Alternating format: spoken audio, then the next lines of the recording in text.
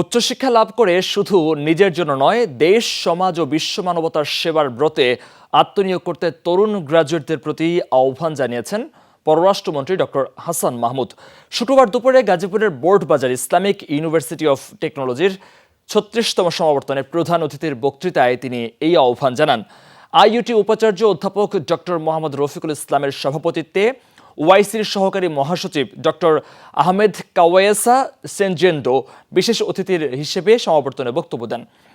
গাজায় মানবিক বিপর্যয় এবং মিয়ানমারে রোহিঙ্গাদের উপর নির্যাতন রোধ করার বিষয়ে পররাষ্ট্রমন্ত্রী বলেন, চলমান সংঘাত বন্ধে ও সংঘাতমুক্ত বিশ্ব গড়তে বিশ্ব জনমত তৈরিতে এগিয়ে আসতে হবে। সামাজিক অবক্ষয় থেকে সমাজকে ফিরিয়ে আনতে শিক্ষিত তরুণ সমাজকে আহ্বান জানান তিনি।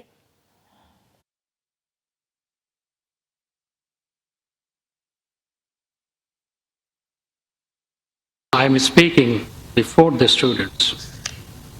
I would say something to the students. To me, life is a battlefield. Life is not bed of roses. And a person who takes life as a battlefield, he can achieve.